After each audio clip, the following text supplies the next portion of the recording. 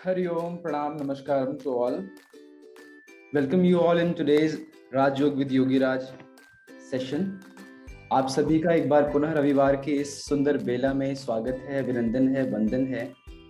और जैसा कि हमें विदित है कि प्रत्येक रविवार को इसी प्रकार से सभी साधकगण जुड़ते हैं और योग सूत्र की डोरी में बंध जाते हैं। तो आज पुनः वो दिन वापस है और आज फिर से हम योग सूत्र की डोरी में बंधने को तैयार हैं। तो एक प्रार्थना के साथ आज के दिन की शुरुआत की जाए।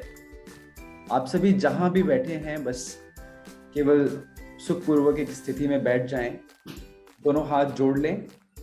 एक प्रार्थना के साथ आज के दिन की हम शुरुआत करेंगे। योगेन चित्तस्य पदेन वाचां मलं शरीरस्य च वैद्यकेन योपाकरोतं प्रबलं मुनीनां पातञ्जलिं प्राञ्जलिरानतोऽस्मि।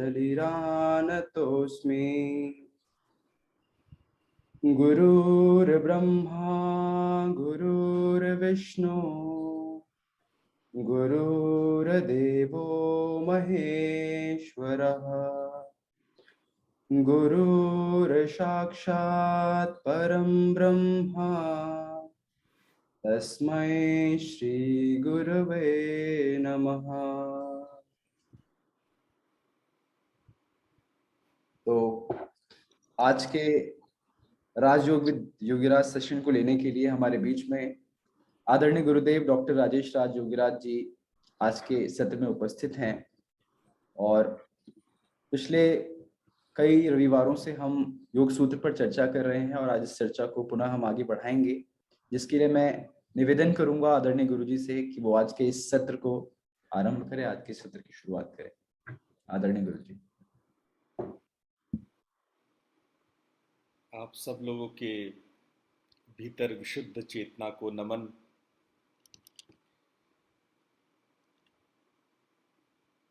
रविवार के इस सत्र में आप सभी लोगों का स्वागत है, वंदन है, अभिनंदन है। We welcome to all of you for today's session, which is again on Raja Yoga. And as Roshan said, we continued our discussions on the Yoga Sutra. I hope you all are practicing not only by chanting the mantras or sutras, but also the aphorisms, the pragmatic values, whatever we learn in a Yoga Sutra, you do in your life. जब आप योग सूत्र के उपमानों को अपने जीवन में स्थान देते हैं, तभी आप योग सूत्र को वास्तविक अर्थों में समझ पाएंगे, अपने जीवन को रॉयल राजयोग बना सकेंगे। आज हम लोग फिर से कुछ सूत्रों को समझेंगे, जानेंगे और उसको जीवन में स्थान देने का प्रयास करेंगे।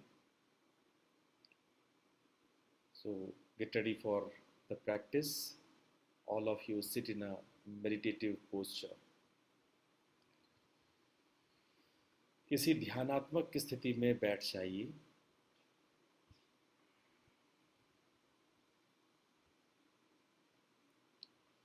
Gently close your eyes. सहजता से आंखें बंद कर लीजिए। With the closed eyes, watch your whole body as you are watching a mirror. बंद आंखों से पूरे शरीर की परिकल्पना करें। आप ऐसे अवलोकन करें मानो किसी दर्पण को देख रहे हों। शरीर को चारों ओर से देखें और शरीर को स्थिर और स्थिर, पूर्ण स्थिर करते जाए। While observing, your whole body with the closed eyes. Make yourself still, steady, calm, without any movement. As much as your body gets still, you are free from the notion of the body. Let it be still and steady as much as possible.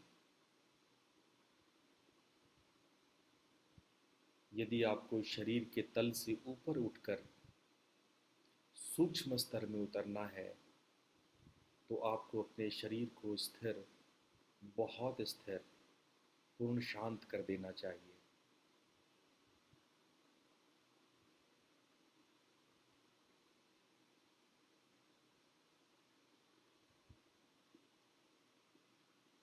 जब स्थिरता अनुभव होने लगे, उस स्थिरता का आनंद आपको आने लगे,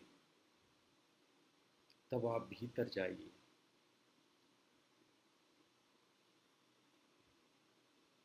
अपने चित्त और मन को झांकिए। When you are completely steady and calm, go inward and watch the mental modification or the inner world.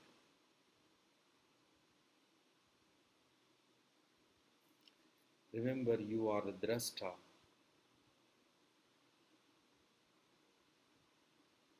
You can create and destroy the thoughts. You are the creator and destroyer of the thoughts.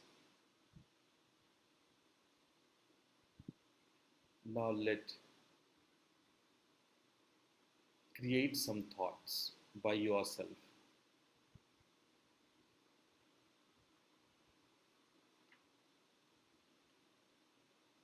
अब अपने ही मन में किसी विचार की उत्पत्ति कीजिए, सृष्टि कीजिए। कोई भी विचार खुद से बनाइए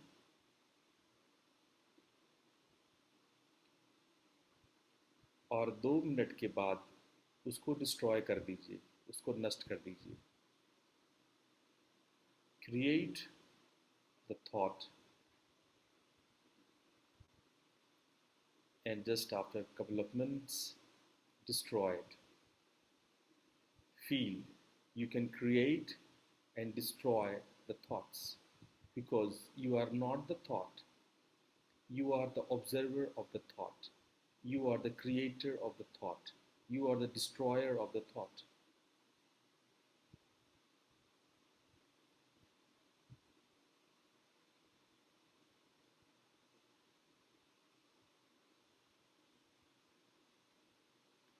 To make it more interesting, go in your past.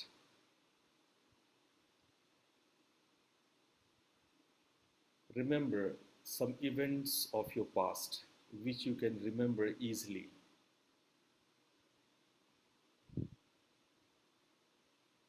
Visualize with the pictorial versions of that event.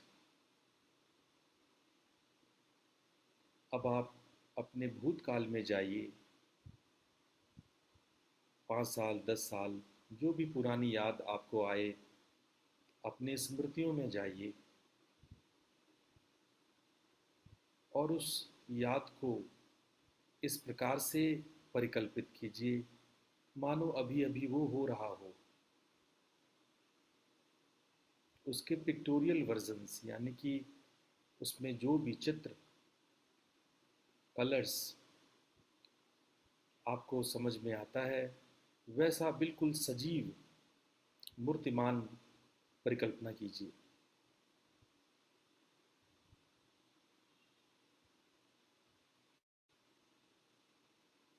जैसे वो घटना अभी घट ही रही हो। घटना आपके साथ, अपने साथ कुछ सुख या दुख को लेके आता है। यदि सुखद घटना है तो आपका चित्त सुखी होता है, दुखद घटना है तो दुखी होता है। ध्यान रहे कि आप दृष्टा है।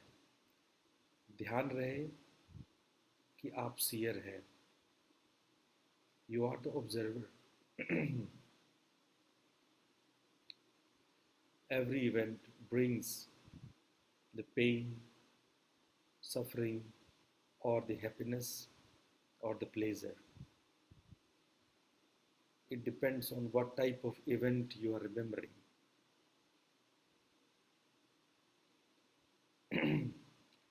But all those emotions became past, and you are the observer.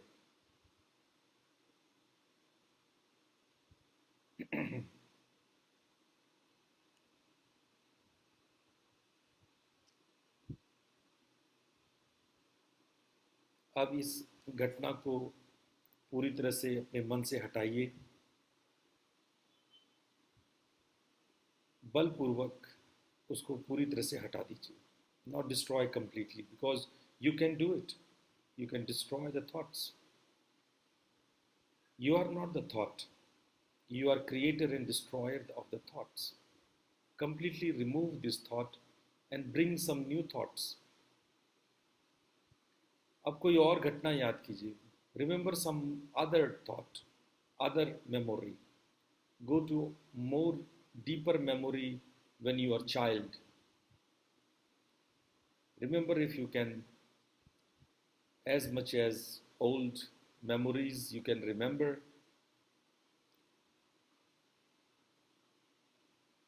Make it more pictorial, colorful, alive. And always remember, you are the observer, you are the seer, you are the witness.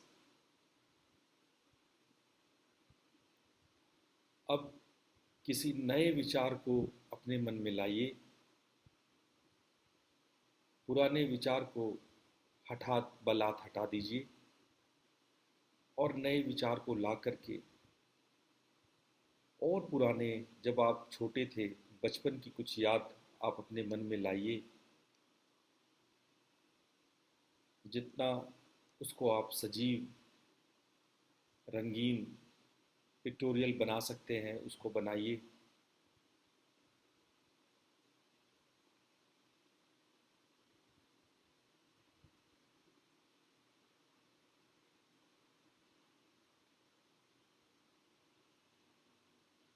पुरानी यादें, बहुत पुरानी यादें, again it brings some emotions to you, but don't flow with the emotion, just watch it, just observe it.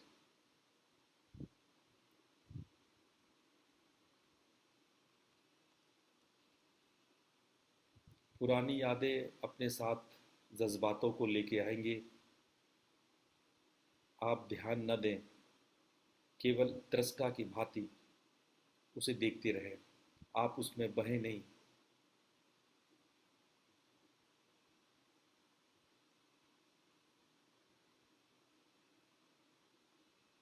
Now again destroy your thoughts. Again इस thought को भी हटा दीजिए. अब इस विचार को भी हटा दीजिए. लास्ट अटेम्प्ट करेंगे, अंतिम बार. सबसे पुरानी याद, जब आप सबसे छोटे, जितनी पुरानी याद आप कर सकते हो, जब आप 5 साल के थे, जब आप 4 साल के थे, तो सबसे पुरानी याद आपको आ सकती है.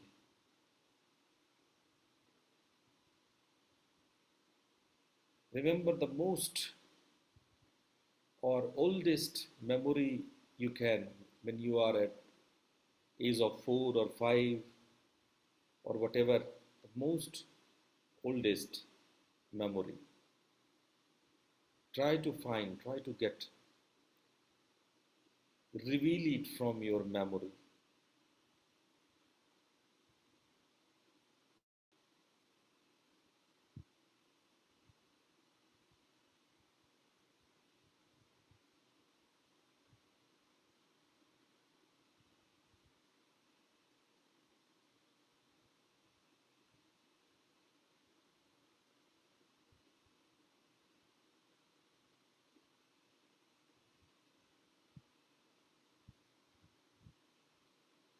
And remember, you are the drashta, the seer, the witness, Sakshi.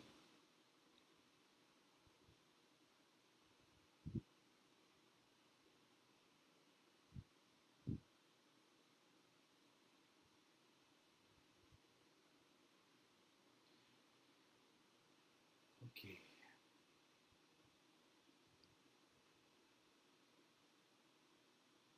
Now visualize your mind as a luminous mind, a light inside you, a luminosity inside you, a divine light inside you. अब आप परिकल्पना कीजिए दिव्य प्रकाश आपके भीतर, आपका चित्त मानो प्रकाशित हो रहा हो,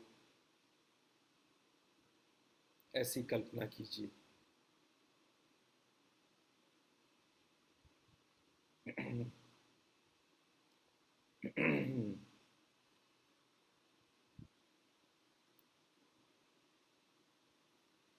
हम लोग 3 बार ओम मंत्र का उच्चारण करेंगे, साथ साथ शांति पाठ भी करेंगे। ओम मंत्र के उच्चारण के लिए लंबा गहरा श्वास लीजिए। Take deep breath in for Om chanting.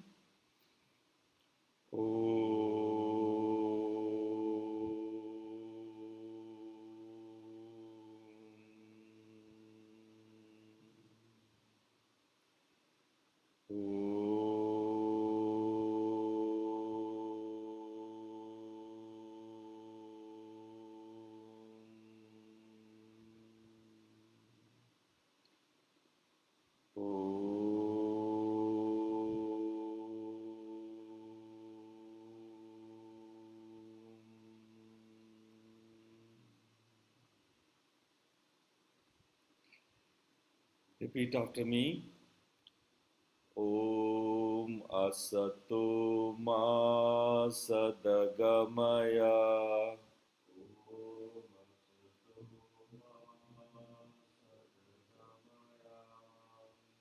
Tamaso Ma Jyotirgamaya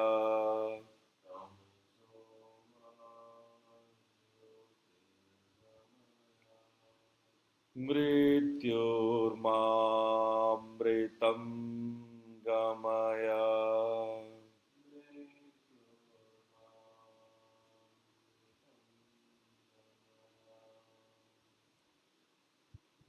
Now rub your palms and place your palms over your eyes.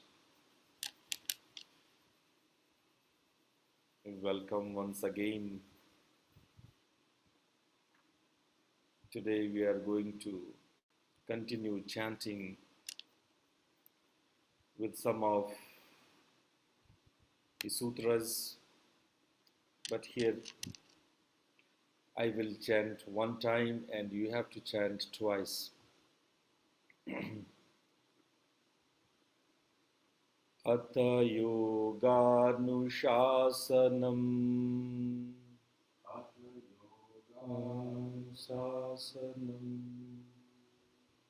Atha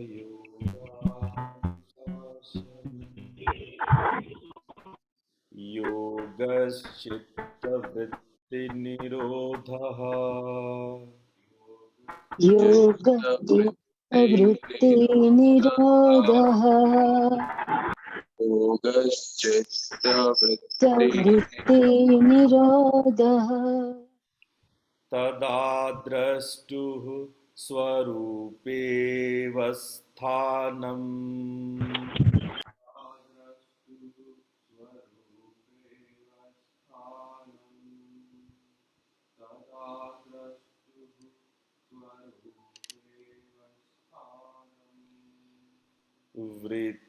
वृत्तिसारूप्यम् इतरत्र वृत्तिसारूप्येमतीरत्र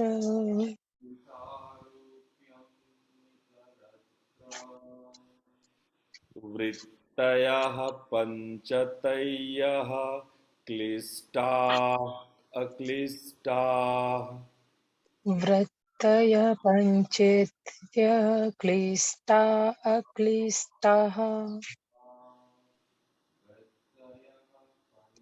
पञ्चयः क्लिष्टा अक्लिष्टः प्रमाण विपर्यय विकल्प निद्रा स्मृतयः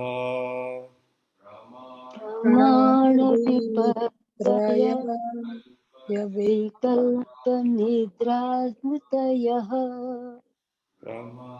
प्रमाणविपर्यय विकल्पनिद्रा स्मृतयः प्रत्यक्षानुमानागमाः प्रमाणानि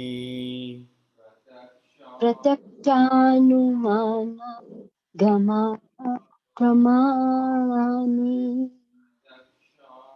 चानुमाना गमाः प्रमाणानि विपर्ययो मिथ्याज्ञानमतत्रूपप्रतिष्ठम् विपर्ययो मिथ्या ज्ञानमतद्रुपप्रतिष्ठम् ययो मिथ्या ज्ञानमतद्रुपप्रतिष्ठम् शब्दज्ञानानुपाती वस्तुशून्यो विकल्पः शब्दज्ञानानुपाति वस्तु शून्यो विकल्पः ज्ञानानुपाति वस्तु शून्यो विकल्पः अभावप्रत्ययालम्बना वृत्तिर्निद्रा अभाव प्रत्ययालम्बना वृत्तिनिन्द्रः निन्द्र प्रत्ययालम्बना वृत्तिनिन्द्रा अनुभूतविषया असम्प्रमोषः स्मृतिः अनुभूतविषया असभं सह स्मृतिः अनुभूतविषया असम्भव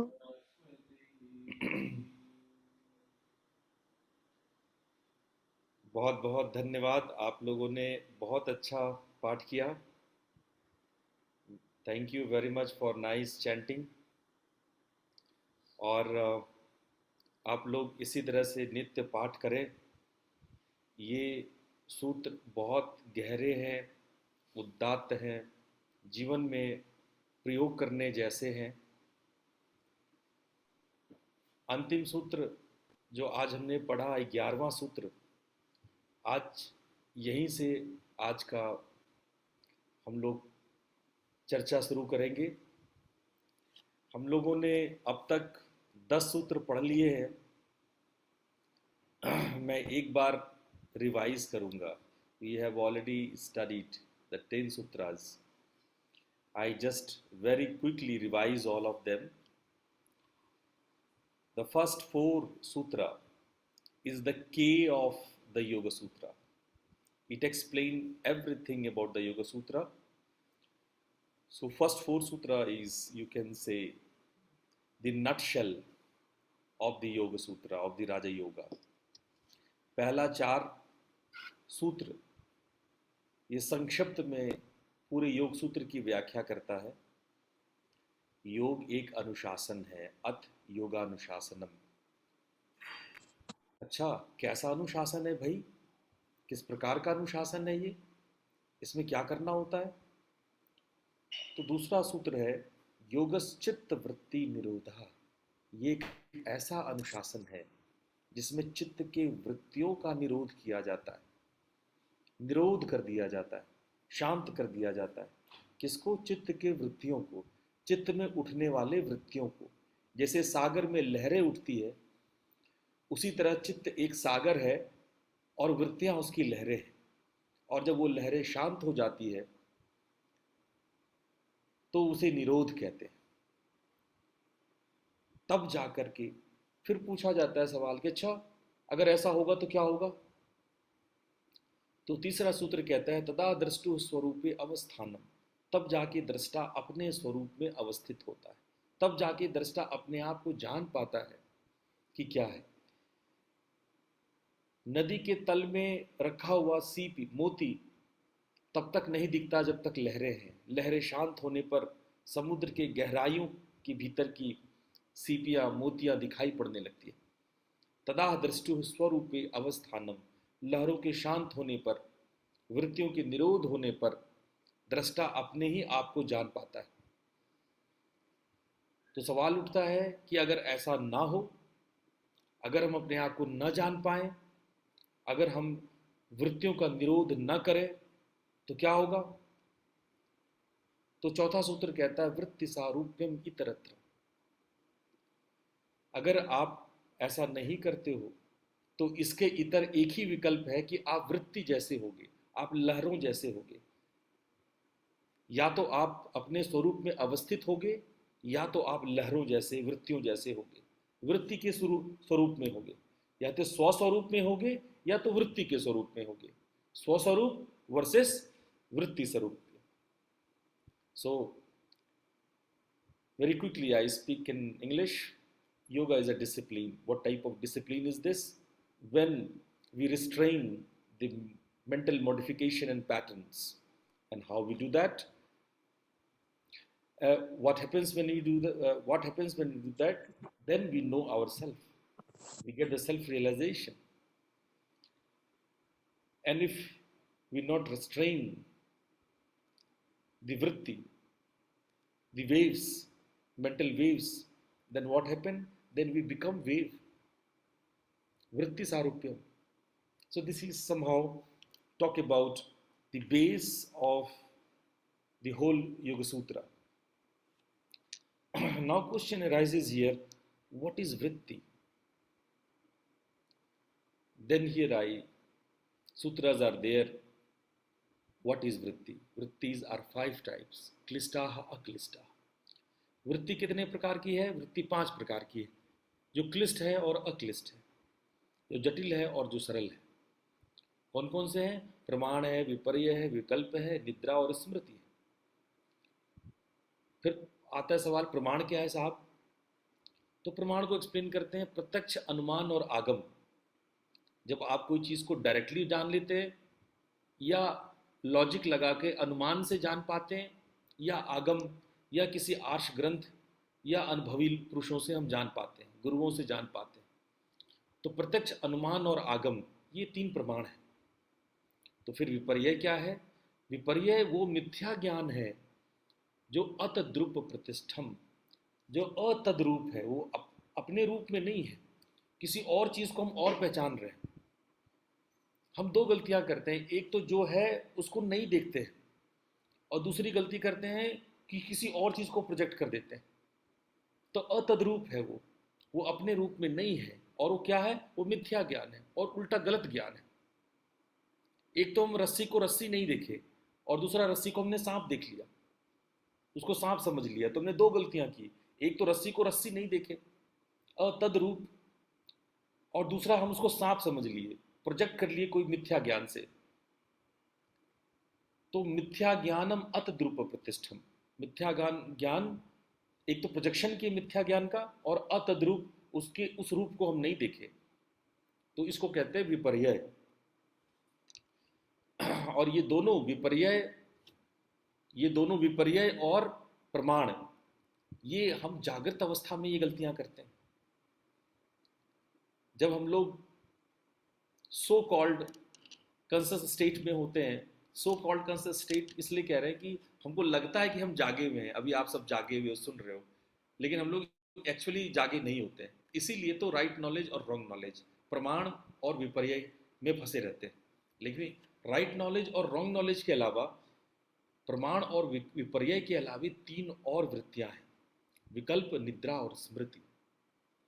विकल्प हमने समझा, जो कल्पनाएं करते रहते हैं, दिवा स्वप्न देखते रहते हैं, शब्द ज्ञान के अनुपात में वस्तु होता ही नहीं है, वस्तु शून्य हो। शब्द ज्ञान के अनुपात में वस्तु होता ही नहीं है। आकाश में फूल खिला रहे हैं। और निद्रा, निद्रा का अर्थ है जब हमें अभाव का ज्ञान होने लगे, जो जो चीज़ नहीं है उसका भी हमें पता हो कि हाँ ये चीज़ नहीं हो रही है। जैसे अच्छी निद्रा आई तो हमें पता होता है कि अच्छी निद्रा आई, भले ही हम बेहोश थे, तब तामस में थे, उस तामसी अवस्था में भी हमें पता था कि हाँ कुछ नहीं हुआ, बारात निकल के गई, हमें उसका पता नहीं चला। तो उस अभाव का ज्ञान होना निद्रा है। और आज जो हम लोग सब्जेक्ट लेके चल रहे हैं वो अपने आप में एक गहरा शब्द है, उसका अर्थ होता है स्मृति।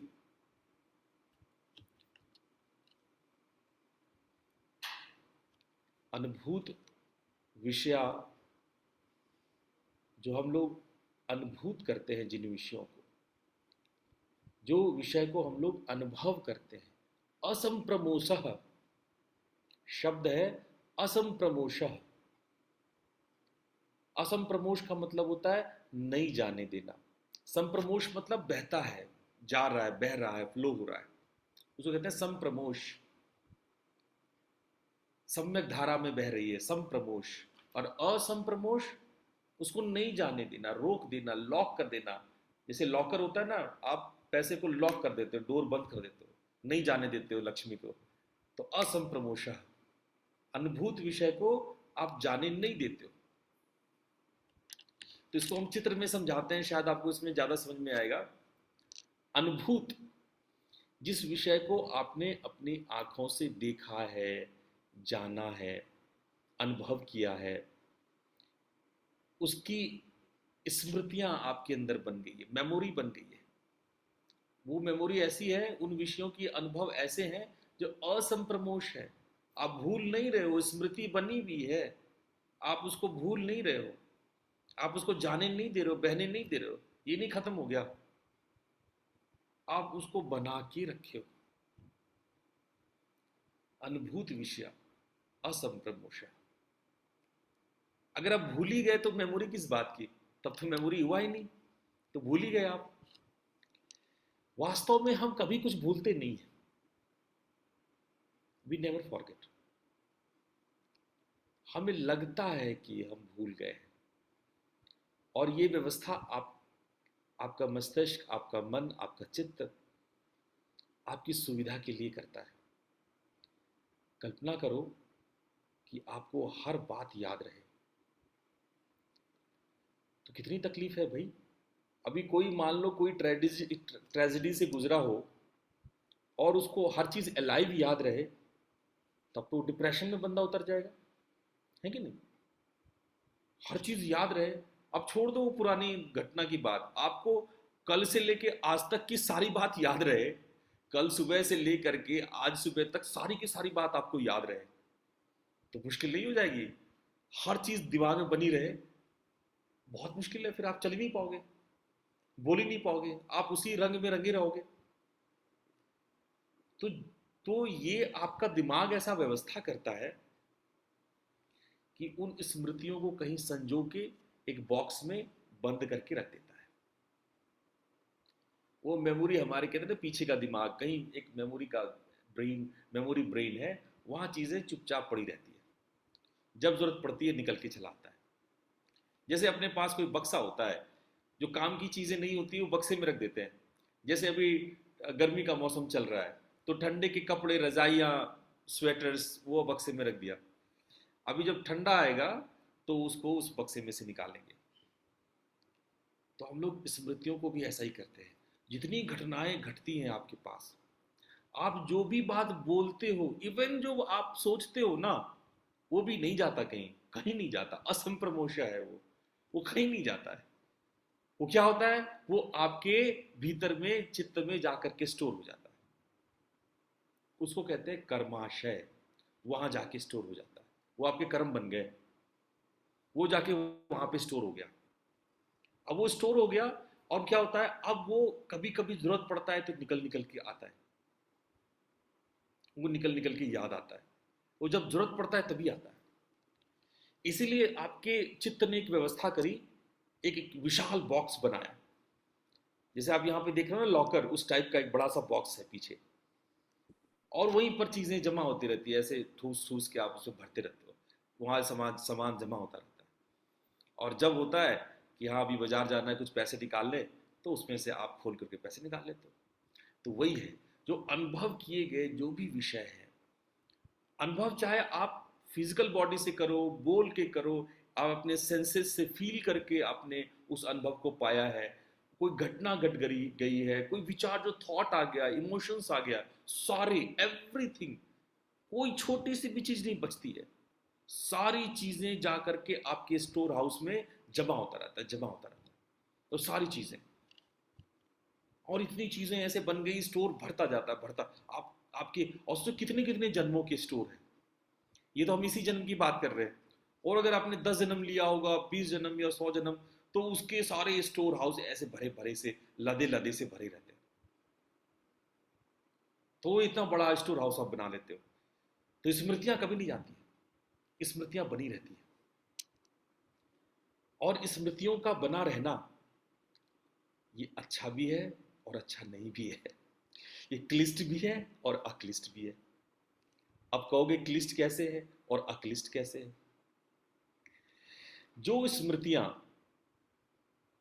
आपके कर्मों का नाश करती है, कर्मों को कम करती है, खत्म करती है, आपके लॉकर ऐसे ठूस ठूस के भरा हुआ है, उस लॉकर को थोड़ा कम करती है। जो स्मृतियां, हाँ कुछ स्मृतियां लॉकर को कम भी करती है ना, वो स्मृतियां बाहर निकलती है, खत्म होती जाती है, वो उसको कहते हैं सरल, उसको कहते हैं अक्लिष्ट। और वो स्मृतियां जो और बोझ बढ़ा दे, और ठूस ठूस करके, है ना, जैसे मान लो 1 किलो का लोहा है, वो इतना ही जगह लेगा ना, और 1 किलो की रुई कितना बड़ा जगह ले लेगा, आप ठूस दिए उसमें, है कि नहीं? तो आप ठूसे जा रहे हो। तो कहने का मतलब ये है कि कुछ वृत्तियां है जो जगह खाली करती है, स्पेस देती है। आपका अलमारी एकदम भर गया, आपका लॉकर भर गया है, उसको खाली करती है। जो उस लॉकर को खाली करे, उसको हम लोग कहते हैं कि ये अक्लिष्ट है। और जो लॉकर को और भर दे, उसको कहते हैं जटिल है, भाई बहुत जटिल चीज है, भरे जा रही है, ठूसे जा रही है, जगह नहीं है रखने का। पता है जब ये स्मृति रखने का जगह नहीं होगा तो क्या होगा पता है आपको? तब आप जानवरों में जन्म ले लेंगे। इंसान है तो स्मृतियों का सदुपयोग भी है, जानवरों को कोई स्मृति का सदुपयोग का भी पता नहीं है। आपका जन्म जानवरों में हो जाएगा, ऐसे ठूस ठूस के भर देंगे ना आप लॉकर तो मनुष्य में जन्म लेने का गुंजाइश नहीं है फिर। तो ये लॉकर ऐसे ही है। तो अब सवाल उठता है कि भाई ये कौन से ऐसे स्मृतियां हैं जो आप कह रहे हो कि जगह खाली करेगा? ये कौन सी ऐसी स्मृतियां हैं? अब देखो, आपने हर जन्म में साधना की है, अगर आप साधक ना होते तो आपको मनुष्य शरीर मिलता ही नहीं। मनुष्य शरीर मिला है, इसका मतलब किसी न किसी रूप में आपने एकाग्रता, कंसंट्रेशन की है, अपना किसी न किसी रूप में अपने चक्रों को एक्टिवेट किया हुआ है। अगर आपने ये दो काम नहीं किए होते तो आप मनुष्य बनते ही नहीं। तो मनुष्य शरीर मिला है तो इसका मतलब है कि हम और आगे का कंसंट्रेशन करेंगे, कुछ और चक्रों को स्टिमुलेट करेंगे, है ना। जब वो और आगे ये स्टिमुलेशन, तो क्या होगा कि आपके लॉकर में जगह बनेगा, आपका लॉकर। ये सारा कैसे होगा इसके बारे में हम आगे जानेंगे। योग सूत्र ने कोई बात छोड़ी नहीं है। लॉकर में जगह कैसे बचेगा? अगर अगर आप समाधि योग का अभ्यास करते हो तो कर्माशय कैसे कम होगा, इसके बारे में बहुत सारे सूत्र डिटेल में हम लोग पढ़ेंगे, बहुत डिटेल में जाके जानेंगे कि आप मेडिटेशन करते हो तो उससे कर्म कैसे खत्म होते हैं भाई साहब। मेडिटेशन तो मेडिटेशन है, ध्यान में बैठ गए, कंसंट्रेशन कम कर लिए, तो उससे आपके कर्म कैसे कम हो गए। ये सारी बात हम लोग आगे समझेंगे। ये सारी बातें खूब डिटेल से चर्चा होगी कि अलमारियां आप ध्यान करके कैसे खाली करते हो। और ध्यान की स्मृतियां होती हैं, याद रखना, ध्यान की भी स्मृतियां होती है, वही आपका प्रारब्ध, ध्यान का प्रारब्ध बनाता है। जैसे एक कांटा आपको गड़ गया पैर पे, राइट, तो आप क्या करते हो? आप दूसरा कांटा गड़ा करके उसको निकालते हो, उस पिछले कांटे को। तो हम लोग भी ध्यान ध्यान भी स्मृति, जो भी आप प्रैक्टिस करते हो ना योग का, सो कॉल्ड जो भी अभी आप करते हो, वो क्या करते हो, दूसरे कांटे से पहले कांटे को निकाल रहे होते हो।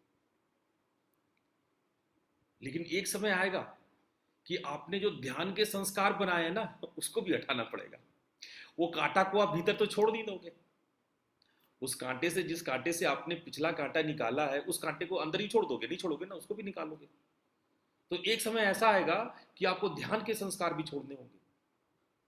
वो आगे सब, ये सब सारी बातें हम लोग आगे खूब अच्छे से डिटेल में समझेंगे। तो जब आप ध्यान करते हो, तो ध्यान आप लॉकर खाली करते हो, आप ये सारे जो है कचरा बाहर निकालते हो, जो यूजलेस कचरा है, जो बहुत जटिल है, क्लिष्ट है, ये कचरा कर निकालते हो आप। तो सबसे सबसे बड़ी सवाल है यहाँ पे आप सबके सामने, कि अगर हमारे भीतर में ये सारी चीजें हैं, प्रमाण है, विपर्य है, विकल्प है, निद्रा है, स्मृति है, ये सारी चीजें जो हमारे भीतर बनी हुई है, ये वृत्तियां, अभी हम कह रहे थे, आपको समझा रहे थे कि हम वृत्तियों की तरह हो जाएंगे अगर हम अपने स्वरूप के प्रति जगे नहीं, दृष्टा नहीं बने, तो वृत्ति जैसे हो जाएंगे, वृत्ति सारूप्य हो जाएंगे। तो सवाल उठता है, सबसे बड़ा सवाल इसके बाद, कि वृत्तियां क्या है, तो भैया करें क्या, दृष्टा कैसे बन जाएं? दृष्टा बनना तो आसान नहीं है।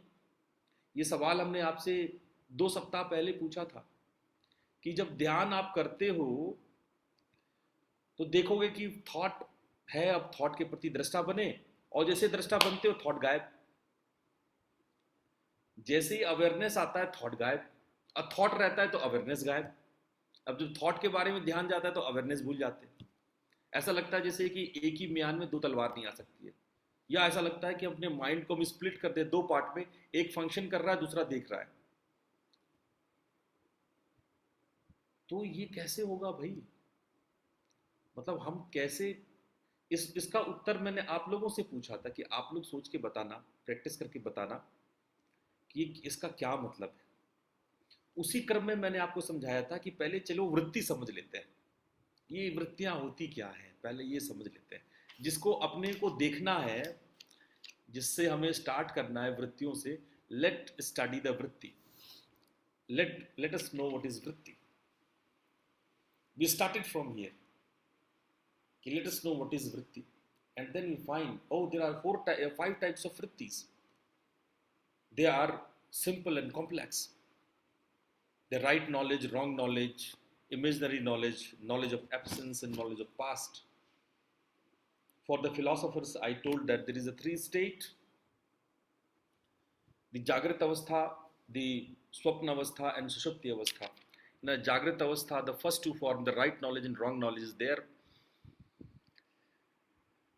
And for the subconscious mind, for the Swapna Avastha, there is a Vikalp. And for the unconscious mind, Sushupta Avastha, there is a Nidra. He explained the 3 states of the mind, the conscious, the subconscious, and unconscious, in the terms of these 4. But there is beyond of all these things, that is the Smriti. Smriti is there. This is the beej, this is the root, this is the seed of all the colors we have in our mind, all the modifications in our mind. Because of a smriti, there is a samskara. Because of smriti, the memory, we take births. Because our locker is so full, we need to clean it, complete it, finish it. And because of that, we take birth again and again.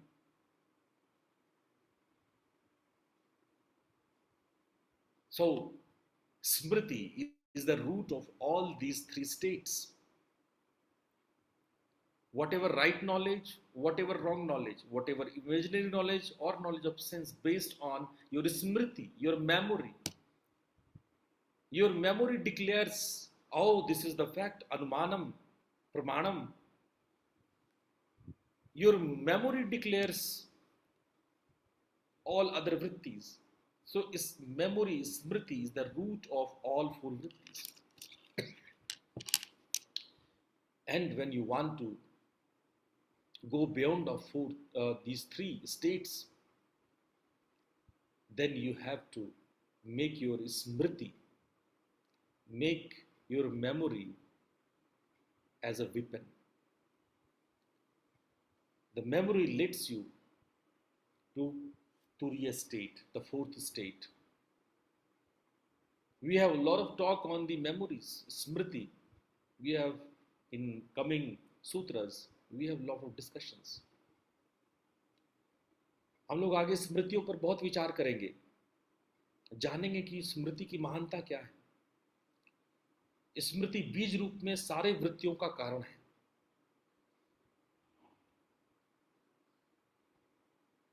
और इसी की वजह से हमारे भीतर तृष्णा है, हमारे और क्रेविंग्स है। हम इस पर और आगे बहुत सारी चर्चा करेंगे स्मृति के ऊपर। लेकिन सबसे बड़ी बात है कि अच्छा भाई ये वृत्ति है अपने पास, हम लोग वृत्ति है, हम लोग वृत्ति सारूप पे, ओके आई अंडरस्टैंड, हम समझ गए कि भैया हम लोग वृत्ति है। अब आगे बताओ ये वृत्ति हटे कैसे। आपने क्या तो बता दिया कि ये क्या है, लेकिन अब ये तो बताओ कैसे होगा। भैया कैसे होगा, वृत्ति तो समझ गए, अब ये है कि अब ये कैसे हो। Now the question is how we do that. Then the solution is very interesting, and that whatever Patanjali gave, Abhyas and Vairagya, he gave the solution. He gave the solution that vrittis can be nirodh, restrained by Abhyas and Vairagya. It is needed to understand in great detail what is Abhyas and what is Vairagya. And I am telling you, mostly people confused about these two words. Maybe you will think, oh, I know Abhyas, I do yoga every day. And some of you can say, yes, I know Vairagya. Vairagya is something like renunciation, non-attachment, when you run away from your home and go to jungle or somewhere in ashram and wear some type of dresses. Then you say, okay, I become sannyasi, Vairagi. No. Neither it is Abhyas nor it is Vairagya. We need to understand the real meaning of what is Abhyas and what is Vairagya. हम आज आप लोगों के सामने इसके धीरे धीरे अर्थ को गहराई में ले जाएंगे कि अभ्यास क्या है, वैराग्य क्या है। और ऐसा नहीं है कि ये पतंजलि ने सिर्फ कहा है। छठे अध्याय में भगवान श्री कृष्ण से अर्जुन पूछते हैं कि प्रभु ये मन तो बड़ा चंचल है, ये कैसे कंट्रोल होगा। और कृष्ण उनको जवाब देते हैं छठे अध्याय में, अशंसय ही महाबाहो मनोदुनिग्रहम चलम। अशंसय ही महाबाहो, निश्चित रूप से महाबाहो अर्जुन, मन बहुत चंचल है। अभ्यासेन तु वैराग्येन। देखिए वो जो बातें गीता में कही गई है, ठीक ठीक वही बात, वही एग्जाम्पल, वही शब्द, सेम शब्द, उसमें एक भी फर्क नहीं है। गीता में भी यही कहा गया, अभ्यास और वैराग्य ही सलूशन है। और योग सूत्र में भी यही कहा जा रहा है कि इन वृत्तियों का निरोध अभ्यास और वैराग्य से ही होगा। और कहीं ना कहीं हम पूरे भारत के लोगों के मन के अंदर में घुसा हुआ है कि हाँ, अभ्यास और वैराग्य ये दो पक्ष हैं। लेकिन समय समय से इसका मतलब बदलता रहा है और लोग इसको सही गलत समझते रहे। तो मैं कोशिश करूंगा कि मैं आप लोगों के सामने इसके रियल अर्थों को लेके आऊं। व्यास क्या कहते हैं इस मामले में, विज्ञान भिक्षु क्या कहते हैं, सांख्य क्या कहता है, सारे का निचोड़, सबका रस लेके आपके सामने आऊंगा। और मैं बताऊंगा कि रियल अर्थों में अभ्यास क्या है और रियल अर्थों में वैराग्य क्या है। ये बोलने को सब बोल देते हैं, पर कौन है वैरागी, कौन है अभ्यासी, इसका हम लोग डिटेल में वर्णन करेंगे। पर इससे पहले हम आप लोगों से सुनना चाहेंगे जो असाइनमेंट हमने दिया था कि भाई आप लोग सब लोग ध्यानी हो, सब लोग अभ्यास करते हो। आप हमें ये बताओ कि ये जो स्मृतियां आज आपने देखी, जो अनुभव आज आप प्रैक्टिस किए, उस अनुभव में क्या आप एक दृष्टा हो रहे थे, एक ऑब्जर्वर की भांति देख पा रहे थे? यदि नहीं देख पा रहे थे तो क्या प्रॉब्लम्स है? Just I want to ask you one question. Today you did a practice on the memory, you went to your past and deep in your past, and I just said that you can create and destroy the thoughts because you are not the thoughts. You are the creator and destroyer of the thoughts. And when you practice it, I am just raising a question to you whether you could be a good observer or not. Can you felt those events, those past events as an observer or not? If you did that, then share your experience. If you have any problem, obstacles, then also share your problems. तो आप में से कोई भी just raise your hands and share your experience. Then I will go further. Any one of you? Meenal sir. जी आप बोले। प्रणाम गुरुदेव। आज मैंने लेट ज्वाइन किया था तो मेरा मिस हुआ है। कोई कोई बात नहीं, कोई बात नहीं। चलिए महेशानंद जी बोलेंगे। महेशानंद जी आप बोले। जी गुरुजी, जैसे I was going back into my own memory, तो वो सारे इवेंट्स को मैं जब थॉट में लेके आ रहा था तो मैं खुद जब उस टाइम पे जैसे एक्सपीरियंस किया वैसे ही वो मेमोरी को प्रोजेक्ट कर पा रहा था, ना कि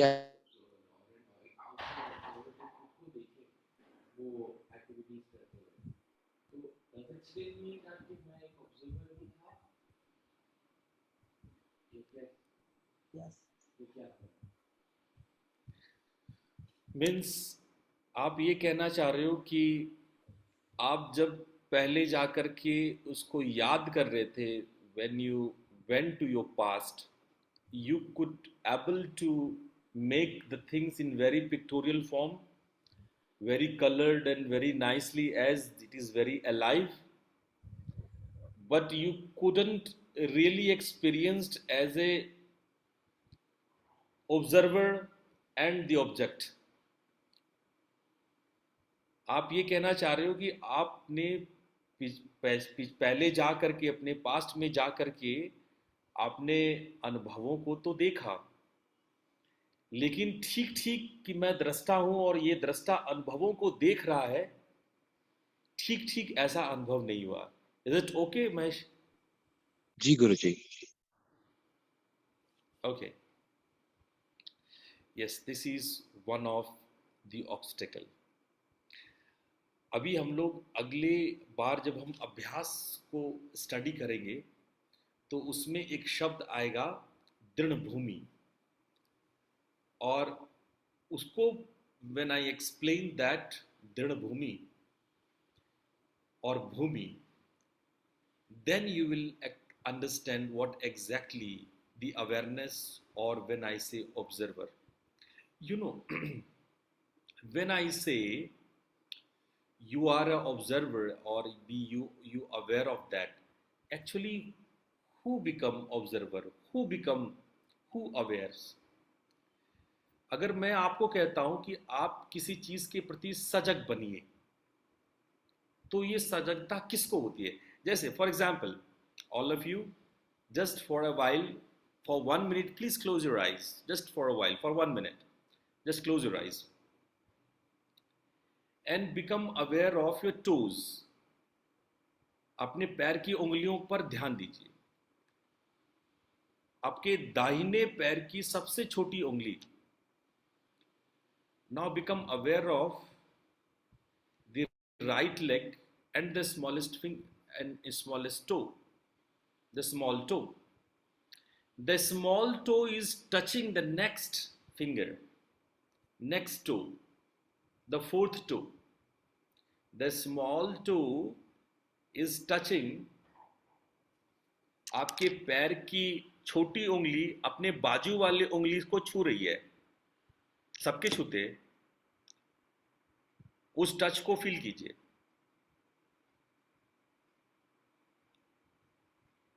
ओके, कम बैक नाउ। धीरे धीरे अपनी आंखें खोल लीजिए।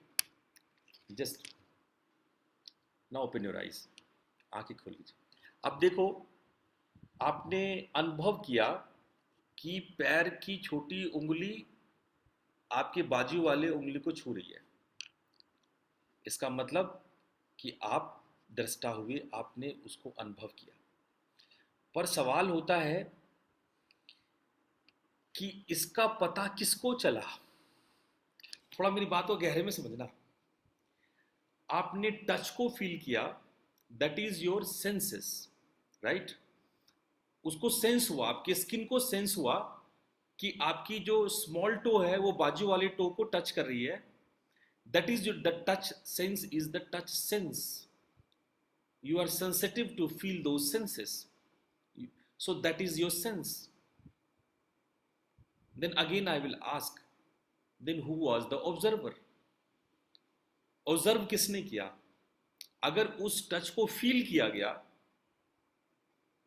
तो ऑब्जर्व किसने किया?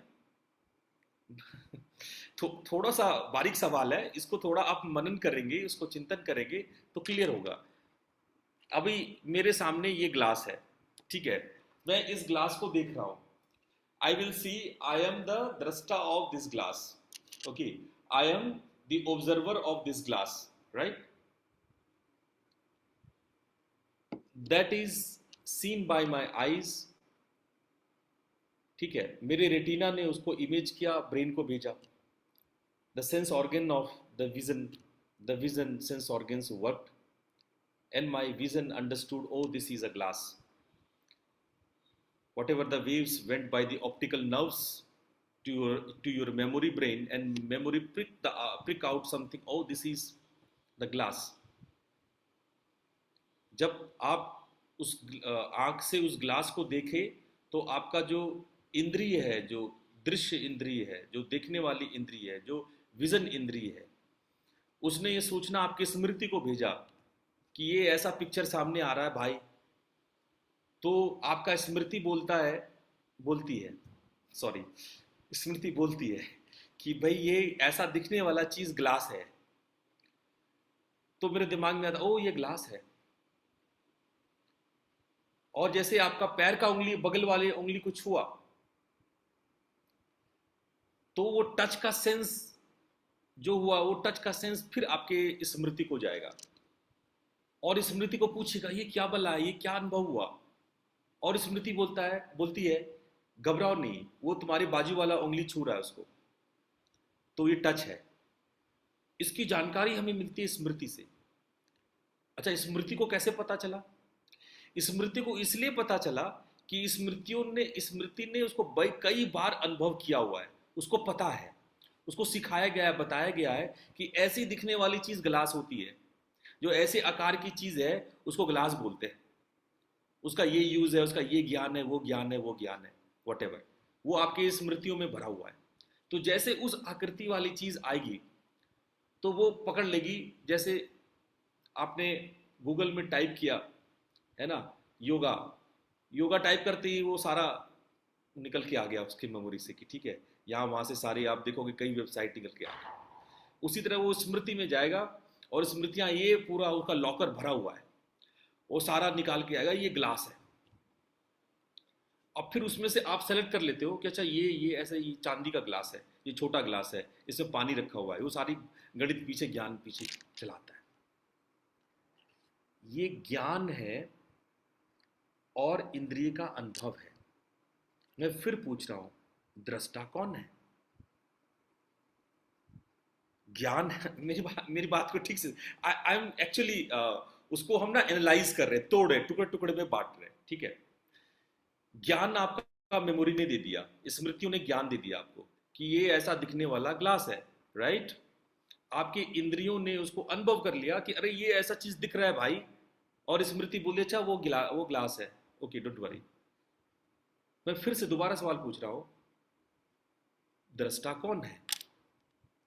क्या इंद्रियां या स्मृतियां?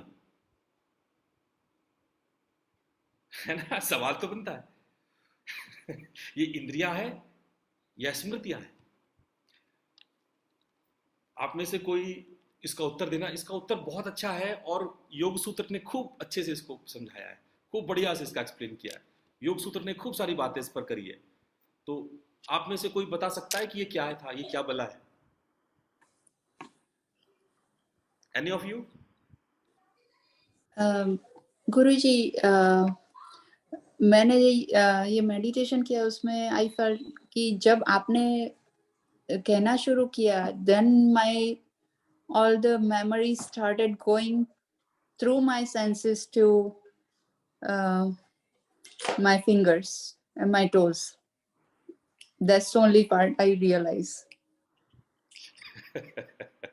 Okay, it's okay. It's in a beginning. क्योंकि आपने बोला कि आप फील करो, so then my memory went like listening के द्वारा मैंने फील किया कि now I need to go and feel my senses. Okay. इतना मुझे समझ आया। ठीक है, चलो हम पहले पार्ट को कि when I said you listen, हो सकता है आपके मन में ये थॉट आ जाए कि चलो एक बार मैं अपना, मेरा ये कपड़ा मेरे बॉडी को टच कर रहा है। Just you think about your clothes are touching your body and you just thought you can feel it, your clothes are touching your body and उस टच को आप फील करते हो। फर्स्ट पार्ट को हम हटा भी देते हैं कि I instructed you listen and you do that, but आपके मन में एक थॉट आया, लेट्स डू इट, चलो हम करते हैं, और फिर आपने फील किया कि yes this clothes are touching to the body, और आपने उस टचिंग पॉइंट्स को फील किया। You felt it, you tried and felt it, and this feeling give you some sense, some knowledge, some gyan कि भैया ये कपड़े बड़े गर्म हैं, सॉफ्ट है, या जो भी है वटेवर। तो ये कपड़े का ज्ञान आया, वो उस इंद्रिय के साथ जब आपने अनुभव किया, जो फील किया, जो अनुभव आई, उससे आपको ज्ञान हुआ। मैं दोबारा से पूछ रहा हूं, इसमें दृष्टा कौन है? हु इज द दृष्टा? इस पर मनन करना चाहिए, इस पर सोचना चाहिए कि दृष्टा कौन है। हम लोग कह रहे बार बार कि अब ये सवाल उठा था महेश के सवाल क्वेश्चन पे, जब महेशानंद ने सवाल पूछा कि मैंने तो केवल I don't know who is the real observer, but when I try to remember my past, then there was an event, मैं एक इवेंट को महसूस कर रहा था, उस इवेंट में खोया हुआ था, उस स्मृति में खोया हुआ था, उस मेमोरी में खोया हुआ था। मुझे पता ही नहीं चला कि हु इज द ऑब्जर्वर। हम आपको दोबारा कह रहे हैं कि आपको कभी पता ही नहीं चलता हु इज ऑब्जर्वर। दो ही घटना घटती है, आप सेंस से अनुभव करते हो और उसका ज्ञान आपको होता है मेमोरी से। और बार बार यहाँ पे कहा जाता है मेडिटेशन में, बिकम अ दृष्टा, become a seer, become an observer, you watch yourself. कौन वॉच करेगा? आपका मेमोरी, आपका ज्ञान, या आपकी इंद्रियां? नहीं, एक तीसरी सत्ता है। There is a third body. एक तीसरी सत्ता है जो इन दोनों से अलग है, इंद्रिय और उसके ज्ञान से अलग है, लेकिन उसके बारे में हम आज नहीं बताएंगे। उसके बारे में हम अगले सप्ताह में, थोड़ा सा तो वो रहना चाहिए ना। अगले एपिसोड को आप लोग देखिए। नहीं, ये इसलिए हम कह रहे हैं ताकि आप उसको मनन कीजिए। You just contemplate, find out. आप अगले सप्ताह में आप मेरे को बताओ कि गुरुजी ये चीज है, ये तीसरी सत्ता है जो दृष्टा है। मैं 2-3 विकल्प देता हूं आपको इजी करता हूं। I'll give you some clue actually. The first clue, is it the intellect, बुद्धि? Just a clue. Just a clue. Is it the intellect, the बुद्धि? क्योंकि बुद्धि नहीं रहेगी तो आप मूड हो गए। ठीक है, is it the बुद्धि? Second option number 2, is it a part of your mind? I don't know what is the mind, but is it something a part of mind or something? कुछ लोग ये भी clue ले सकते हैं, oh it may be prana, it may be energy, it may be some pranic things are going on and that could be a observer, is it? ऐसे मैं clue दे रहा हूँ आप लोगों को, ये बातें आपको बतानी है एग्जैक्टली ये शोध आपको करना है, ये रिसर्च आपको करना है। आप दिमाग लगाओ, सोचो, रिसर्च करो कि ये क्या था। ये इंद्रियों के सेंसेस थे, you sensed, you get knowledge from your smriti, or some more thing which is called awareness. What is awareness? What is the meaning when you say become an observer? आप सजग होते हो, कौन सजग होता है और क्या सजग होता है? तो सजगता पे ही मैंने सवाल उठा लिया। तो ये सब हम लोग जब अभ्यास और वैराग्य को समझेंगे तब बड़े मजे से इस पर अध्ययन मनन करेंगे, चिंतन करेंगे। आज कोई सवाल हो इसके अलावे, इस टॉपिक के अलावा कोई सवाल है तो आप पूछ सकते हो। You may raise a question, whatever you studied before, और except this issue you can raise any of the question.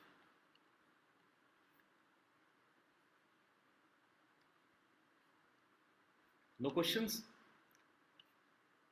Okay. So we finish our, yeah. Utkarsh ji ने हैंड रेज किया हुआ है गुरुजी। उत्कर्ष जी कुछ पूछना चाह रहे हैं। उत्कर्ष, यस उत्कर्ष, पूछिए। चरण स्पर्श सर, मैं तो सर पिछले सवाल का ही जवाब देने का प्रयास कर रहा था, पर अगली बार देना है उसका जवाब, इसलिए अभी तो कोई प्रश्न नहीं है। अच्छा, पिछले सवाल का जवाब दे दे आप उत्कर्ष जी। सर मेरा मानना था कि दृष्टा होने के लिए आपके पास एक कॉन्शियसनेस होना जरूरी है।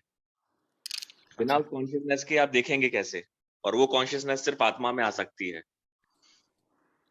तो इसीलिए एक आत्मा को ही बाहर से निकल के दृष्टा की भांति देखना पड़ेगा कि जो देखा जा रहा है और देख रहा है उसका भेद मेंटेन करते हुए ही उसको देखा जा सकता है। अन्यथा जो देख रहा है और जो देखा जा रहा है वही सेम है, तो फिर तो वो आपका इंटरनलाइजेशन ही है। There is no external viewing of it. हाँ देखिए बंधुवर, बातें आपकी बड़ी फिलोसॉफिकल है, लेकिन इस पांडित्यपूर्ण भाषा में भी कुछ कमियां हैं, मैं आपको बताता हूँ। आपने बताया कि दृष्टा उसी को होगा जिसको कॉन्शियसनेस है, और कॉन्शियसनेस आत्मा में है। ठीक है, पहली बात, एक सामान्य व्यक्ति के लिए, हमारे लिए, आपके लिए, यहाँ बैठे सारे लोग यहाँ बैठे हुए हैं, हम लोग को पता ही नहीं आत्मा के बारे में। हम लोग किताबों में पढ़ते हैं कि आत्मा होता है, हमको उसका कोई अनुभव नहीं है ना। आपको किसी को अनुभव नहीं होगा, आत्मा का अनुभव तो किसी को नहीं है। तो वो आत्मा है या नहीं है, चेतना की बात करते हैं, जो हम समझ सकते हैं। आत्मा को तो समझा ही नहीं जा सकता है। आदिगुरु शंकराचार्य ने कहा अनिर्वचनीय, ब्रह्म और आत्मा अनिर्वचनीय, उसके ऊपर तो कुछ बोलना ही नहीं चाहिए, अनिर्वचनीय। उसके ऊपर बोलने का मतलब वही है कि आप कोई जन्म से अंधे व्यक्ति को सूर्य के बारे में समझा रहे हो, तो जन्म से अंधा व्यक्ति सूर्य के बारे में क्या ही समझेगा। तो चलो आत्मा को तो छोड़ दो, इस विषय से बाहर कर दो। अब आया चेतना। चेतना शब्द का जब ये कंसस वर्ड यूज करते हैं, तो चेतना शब्द का अर्थ क्या है? चेतना शब्द जब हम लोग बोल तो देते हैं, अभी हम लोग चित्त पर बहुत बातें हम लोग किए, चित्त वृत्ति निरोध, चित्त में वृत्तियां उठती हैं। तो चेतना शब्द का अर्थ क्या है? क्या ये वही चित्त है जिसको अभी हम लोग पढ़ रहे थे, मूढ़, क्षिप्त, विक्षिप्त, एकाग्र और निरुद्ध? क्या आप उसी चेतना की बात कर रहे हो? हम लोग ने ये सारे टाइप्स पढ़ लिए कि भाई चित्त की ये 5 प्रकार है, उसको हमने समझ लिया कि हाँ ये। तो क्या ये जो दृष्टा का भाव है, ये मूढ़, चित्त, विक्षिप्त, एकाग्र और निरुद्ध की भूमिया है, या कोई और भूमि है, कोई और तरीका है? जब हम चेतना शब्द कहते हैं तो चेतना शब्द के साथ बहुत सारी बातें एकदम सामान्य भाषा में निकल के आती है। सबसे पहली भाषा चेतना में आती है होश में। हम होश में हैं, हम चेते हुए हैं। चेत शब्द कहते हैं ना, चेतावनी देते हैं कि तुम इधर मत जाओ, बाढ़ आ रही है। चेतावनी चेत शब्द है। चेत मतलब होश में आओ, हम चेतावनी दे रहे हैं, चेत जाओ, होश में आओ, है ना। तो चेतना मतलब क्या? बोध होना, होश आना। मुझे होश आया जब आप दृष्टा होते हो, तो किसी के प्रति आपका होश आता है। ये चेतना समझने जैसा है। हम आगे के सूत्रों में जब अभी हम प्रज्ञा शब्द पे आएंगे, 17वें 18वें सूत्र पे आएंगे, तो हम आपको चेतना को सविस्तार से बताएंगे कि चेतना क्या है। रूबी जी ने हाथ खड़े किए। रूबी जी आप पूछ सकते हैं। जी sir, Hariom sir. Hariom. Sir, मैंने कहीं सुना है कि हम जिस भगवान की पूजा करते हैं तो चाहे अनचाहे कुछ हमारे अंदर उनके कुछ गुण, कुछ उनके भाव आने लगते हैं। जैसे शक्ति की पूजा करते हैं तो थोड़ा एग्रेशन, है ना, जैसे शिव की पूजा करते हैं तो थोड़ा सा विरक्ति भाव। तो क्या ये सच है? तो अगर सच है तो फिर गृहस्थ को किसकी पूजा करनी चाहिए? ये मतलब थोड़ा सा कुछ कंफ्यूजन सा है, इस पे थोड़ा प्रकाश डालें। देखिए, ये तो चुनाव आपका है रूबी जी कि आप इसीलिए हमारे सनातन धर्म में सैकड़ों की संख्या में देवी देवता हैं। जी। आप धन चाहते हैं तो उसके लिए माँ लक्ष्मी की पूजा करते हैं, भगवान गणेश की पूजा करते हैं, आप अन्य देवी देवता की, कुबेर की पूजा करते हैं। तो जिस भी भाव से, जिस भी इच्छा से, जिस भी प्राप्ति से आप जिन जिन देवताओं को पुकारते हैं, उनका आवाहन करते हैं, उनको अपने घर में प्रतिष्ठित करते हैं, तो उनका आशीर्वाद आपको होता है। ये निश्चित रूप से है। ये तो एक अनुष्ठान या प्रायोजन हो गया कि एक इच्छा के साथ करना। लेकिन अगर कंटिन्यूटी मतलब डेली में आप जैसे भक्ति भाव में थोड़ा सा जाना चाहते हैं तो तब भी संशय है मन में, मतलब तो वो नहीं होना चाहिए। हाँ, मैं बताता हूँ। कई बार उस आप ही की बात को आगे करके मैं आपको स्पष्ट एग्जाम्पल देके बताता हूँ। जैसे माँ काली की पूजा है। चलिए हम सीधे सीधे आपके शब्दों पे आते हैं। माँ काली की पूजा आप करते हो। माँ काली उग्र देवी है। वैसे माँ काली सौम्य रूप में भी है। माँ काली के दो रूप होते हैं। एक होता है भद्र काली। भद्र काली का मतलब होता है माता भद्र रूप में होती है, मतलब वो जेंटल होती है। भद्र मतलब जेंटल, ठीक है, भद्र काली। और एक होता है उग्र काली। उग्र काली का मतलब माता बहुत उग्र है, बहुत क्रोध में है, ठीक है। तो उग्र काली और भद्र काली, तंत्र का नियम ये है कि हमेशा हम लोगों को भद्रकाली की पूजा करनी चाहिए। जयंती मंगला काली, भद्रकाली कपालिनी, दुर्गा क्षमा स्वाधात्री स्वाहा स्वधा नमस्तुते। तो जब भी हम लोग पूजा करते हैं तो भद्रकाली की पूजा करते हैं। हम लोग उग्र काली की पूजा नहीं करते। उग्र काली की पूजा वो लोग करते हैं जो लोग कुछ विशेष तांत्रिक होते हैं, वो उग्र काली की पूजा करते हैं। और इसीलिए उग्र काली की तस्वीरें भी अपने यहाँ हम लोग नहीं रखते हैं। वो या तो किसी खास मंदिरों में, तांत्रिक मंदिरों में होता है, या किसी खास वैसी जगह होता है जहाँ उस तरह की साधना होती है। तो सबसे पहले जब आप इस तरह की कोई पूजा करते हैं तो निश्चित रूप से आप पंडितों से या उनके जानकार से आप समझ लीजिए कि वैसी मूर्ति या वैसी पूजा आप कर सकते हैं कि नहीं कर सकते। नॉर्मली हम लोग क्या है कि काली माँ के नाम पे कोई भी प्रतिमा या कोई भी तस्वीर उठा के लेके आ जाते हैं घर पे। चलो माँ की पूजा करना है तो माँ का कोई भी रूप है, लेकिन ऐसा नहीं है। एक ही माँ का अनेक अनेक रूप है। नव दुर्गा, माँ दुर्गा के 9 रूप हो जाते हैं, और हर रूपों के अलग अलग पहचान है, अलग अलग उसका असर है, अलग अलग उसका प्रभाव है। अपने घर में आपको कौन सी पूजा करनी है जो आपके लिए सुगम हो, सौम्य हो, और आपकी रक्षा करने वाला हो, या आपको सम्मति प्रदान करने वाला हो, ये कोई जो उस विषय का पंडित है, ज्ञानी है, जो आपके इर्द गिर्द रहता हो, उनसे आप जरूर सलाह लीजिए। क्योंकि निश्चित रूप से अगर आपने कोई ऐसी देवी देवता का तस्वीर अपने घर में लगाया है जिसका प्रभाव आपको विकृत कर सकता है या आपकी किसी खास इमोशंस को बढ़ा घटा सकता है, तो इसका प्रभाव आपके जीवन में पड़ेगा। नॉर्मली हम लोग घर में अपने किन देवी देवता को रखें उसका निश्चित विधान है, उसका शास्त्रों में पूरी तरह से उसका सब विस्तार। और यही नहीं, अगर आप इस देवी देवता की पूजा करते हो तो कितने हाथ होने चाहिए, उनके दाएं तरफ में कौन देवता होने चाहिए, उसके बाएं तरफ में कौन देवता होने चाहिए, इसका भी विधान है। उसको कहते हैं मूर्ति रहस्यम। मूर्ति रहस्य हर तांत्रिक किताब के पीछे होता है कि उस मूर्ति के पीछे का रहस्य। और जो ज्ञानी जन होते हैं वो आपको बताएंगे कि हाँ, ये देवता को हम अपने घर में स्थापित कर सकते हैं, उनकी तस्वीर लगा सकते हैं। वरना कुछ देवी देवता केवल मंदिरों में ही लगाए जाते हैं, वो घर में नहीं लाए जाते हैं, वो घर में नहीं रखे जाते हैं। लेकिन अगर अगर कभी भी आपको ऐसा लगता है किसी खास देवी देवता से आपके भीतर में कोई ऐसा परिवर्तन हो रहा है जिससे आपके सामान्य जन जीवन में कोई उसका प्रभाव दुष्प्रभाव हो रहा है, तो निश्चित रूप से आपको किसी ज्ञानी पंडित से बात करना चाहिए। देखिए, कभी कभी ऐसा भी होता है कि जो प्रभाव आप अपने घर के प्रतिमा से, फोटो से, तस्वीर से आप फील कर रहे हो, ये आपके लाभ के लिए होता है। हमें स्टार्टिंग में लग सकता है कि हम जब भी काली माँ की पूजा करके जा रहे हैं, मेरे अंदर क्रोध उत्पन्न हो रहा है, हम किसी को डांट दे रहे हैं, हमें किसी को गुस्सा कर ले रहे हैं, हम किसी पर रिएक्ट कर दे रहे हैं। काली माँ की पूजा करने पर ज्यादातर लोगों को ऐसा फील होता है, लेकिन उसमें दोष उस प्रतिमा का कई बार नहीं होता है। दोष इस बात का होता है कि जब हम प्रतिमा को याद कर रहे हैं तो उस किस भाव में? याददाश्त में हम किस भाव से कर रहे हैं। जैसे एक एग्जाम्पल हम आपको लेते हैं, जैसे माँ काली ने जीव को निकाला, ऐसे जीव को, और जीव को, माँ काली का जीव निकालना का दो अर्थ होता है। एक अर्थ होता है लज्जा और एक होता है लेलिहान। ये दो अर्थ होते हैं माँ की जीव के निकालने को।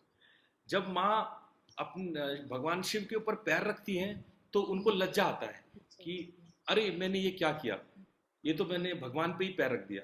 तो लज्जा से उनके मुख से जीव बाहर आता है, तो वो लज्जा स्वरूपा है। तो जब हम लज्जा स्वरूपा की पूजा करते हैं, या देवी सर्वभूतेषु लज्जा रूपेण संस्थिता, जब हम उस लज्जा रूप भद्रकाली की पूजा करते हैं तो हमारे भीतर उस बात का हया होता है, शर्म होता है कि हमें गलत काम नहीं करने चाहिए, बुरी चीजें नहीं करनी चाहिए। लेकिन अगर आप काली माँ के उस भंगिमा को याद करते हो जिसमें काली माँ काली माता लेलिहान, लेलिहान का मतलब होता है सबको खा जाना, निपटा लेना, चाट जाना, सारी चीजों को, पूरी सृष्टि को चाट जाना, उसको कहते हैं लेलिहान। लेलिहान एक मुद्रा होता है, उस मुद्रा में जो साधक होते हैं जीव निकाल लेते हैं, पूरा उस भाव से निकालते हैं जीव को बाहर कि हम पूरी सृष्टि को ही चाट जाएंगे, खा जाएंगे, सृष्टि को ही विनष्ट कर देंगे। तो वो जो जीव निकालने का भाव है उसको कहते हैं लेलिहान मुद्रा। तो जब हम काली माँ की तस्वीर जो चित्रकार बनाता है, जब लज्जा रूप उसको बनाना चाहिए तो मुख पर, उनके चेहरे पे लज्जा का भाव दिखना चाहिए और उस तरह से भावना करना चाहिए कि हमसे कोई गलत काम ना हो जाए। हम चाहे जितने भी शक्तिशाली हो, हमसे कोई गलत काम ना हो, तो लज्जा रूपेण है, भद्रकाली है। लेकिन कई बार चित्रकार ऐसा तस्वीर बना देते हैं कि उनकी आंखें भी एकदम से क्रोध में है, जीभ भी बाहर निकला हुआ है, आंखें भी क्रोध में, देख के भी ऐसा लग रहा है कि वो लज्जा में तो देवी नहीं है वो जीभ भले ही निकाली है वो बाहर, लेकिन वो लज्जा में तो नहीं निकाली है बाहर। तो वो तस्वीर जो बनाने वाले हैं उन वो गड़बड़ कर सकते हैं, या फिर आप कुछ गड़बड़ सोच सकते हो कि और ये तो क्रोध में देख रही है, जीभ बाहर निकाल रही है, तो ये लेलिहान है, ये तो पूरे विश्व को चाट जाने वाली है, नष्ट कर जाने वाली है। तो वो भाव अगर भंगिमा आपके भीतर बार बार आएगा तो निश्चित रूप से उसका प्रभाव आपके दैनिक दिनचर्या पे पड़ेगा। तो किसी ज्ञानी पंडित से आपको क्या चाहिए कि आप पहले चेक कराएं कि जो प्रतिमाएं हैं वो ठीक ठीक हैं कि नहीं। कई बार बाजार में मिलने वाली, ऐसे नहीं है हर चीज को उठा के लेके घर में रख लेना चाहिए। बाजार में मिलने वाली चीजें कई बार मूर्तिकार गलतियां कर देते हैं। अगर उन्होंने हाथों, जो उनके 10 हाथ है दुर्गा के, उनमें अगर गलत विपिन पकड़ाया है तो भी उसका गलत प्रभाव पड़ता है। हर हाथ के हर विपिन तय होते हैं। यही नहीं, दुर्गा माँ की ड्रेस भी तय होती है, किन किन व्यवस्था में वो किस तरह का ड्रेस करती है वो भी तय होता है। तो ये तो जो उस एरिया के ज्ञानी पंडित हैं वो आपको बताएंगे, या आप हमसे अलग से बात कर लो तो मैं आपको अलग से आपकी जो स्पेसिफिक विषय है उस पर हम आपको चर्चा कर सकते हैं। आपसे हम अलग से बात करके पूरे ग्रुप में नहीं, आप सेपरेट बात करके तब आपकी समस्या का समाधान कर सकते हैं कि देवता या प्रतिमा यदि आप पर कोई प्रभाव डाल रही है और वो प्रभाव दुष्कर है, गलत है, तो उसको कैसे सुधारा जा सकता है, उसको कैसे करेक्ट किया जा सकता है। और कई बार लगता है कि वो गलत है, लेकिन गलत होता नहीं है, वो होता हमारे फायदे के लिए। कई बार वो क्रोध की आवश्यकता आपको होती है और इसलिए वो क्रोध भीतर में आता है। तो ऐसा कभी कोई भ्रम भी होता है कि ये चेंजेस आ रहे हैं, पर हो सकता है वो चेंजेस आना जरूरी हो आपके लिए, है कि नहीं। तो आपका विषय बहुत स्पेसिफिक है। सर एक्चुअली प्रॉब्लम हो रही है पिछले कुछ सालों से जब भी जप करते समय पित्त बढ़ जाता है बॉडी में, बहुत ज्यादा ईचिंग, पित्त, ये प्रॉब्लम है। तो या तो फिर आप मुझे समय दें, मैं दोबारा बात करती हूँ आपसे। हाँ, ये स्पेसिफिक क्वेश्चन है। अगर पित्त जप करने से बढ़ जा रहा है तो इसका मतलब वैसे भी आप एसिडिक नेचर की हैं, आप पित्त प्रधान गुण के हैं। और जब से आपकी पित्त बढ़ रही है तो आपके खान पान में कुछ चेंजेस करने चाहिए, और जप के मंत्रों में वो मंत्र करने चाहिए जो आपको शीतलता प्रदान करे, ना कि उग्रता प्रदान करे। ठीक है? सर मंत्र भी ये चर्चा प्लीज आप समय हमको दीजिए, हमको करनी है आपसे, है ना? ठीक है। आप व्हाट्सएप पे या मेरे नंबर पे जी अलग से आप बात कर जी, लें। धन्यवाद। Okay sir, thank you sir, Hari Om. Hariom. कोई और सवाल किसी के मन में उठ रहा हो? चलिए, आज समय भी काफी हो गया, तो फिर हम लोग अगले संडे को फिर मिलते हैं। किसी को कोई स्पेशल प्रॉब्लम हो, व्यक्तिगत प्रॉब्लम हो, तो वो हमें अलग से ही बात कर सकते हैं। यहाँ पे हम लोग सामान्य क्वेश्चंस पे बात करेंगे। अगले सप्ताह फिर मिलते हैं। आपको जो टारगेट दिया गया है, क्वेश्चन दिया गया है सजगता के बारे में, दृष्टा के बारे में, वो याद रखिएगा। मैं इस बार पे अलग अलग सबसे पूछूंगा, आप सबसे पूछूंगा मैं, तो आप लोग तैयार करके थोड़ा मेहनत करके रखना। ठीक है? चलो, प्रणाम। थैंक यू सो मच गुरुजी आज के इस सत्र के लिए, और सभी श्रोतागण प्रश्न भी पूछे। Thank you so much Guruji, thank you. जाते जाते सबसे एक रिक्वेस्ट करना चाहूंगा कि बस 10 सेकंड के लिए अपनी वीडियोस को ऑन कर लेंगे, ताकि आज के सेशन की मेमोरी को हम अपने पास स्टोर कर सकें। और आज की चर्चा भी मेमोरी अक्लिष्ट ना, ये क्लिष्ट ना अक्लिष्ट रहे मेमोरी। इसका विशेष ध्यान रखना है हमें।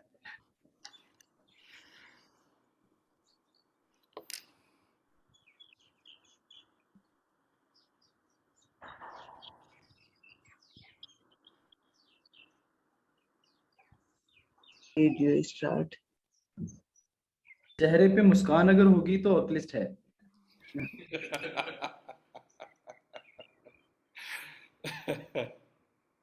जो स्टार्ट नहीं हो रहा। 1 2 3 smile.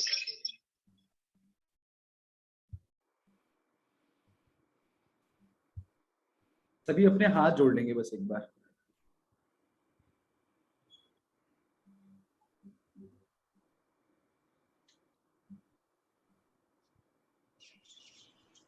Okay, done. Thank you so much. बहुत बहुत धन्यवाद आप सभी का। Thank you everyone for joining. नमस्कार गुरुजी।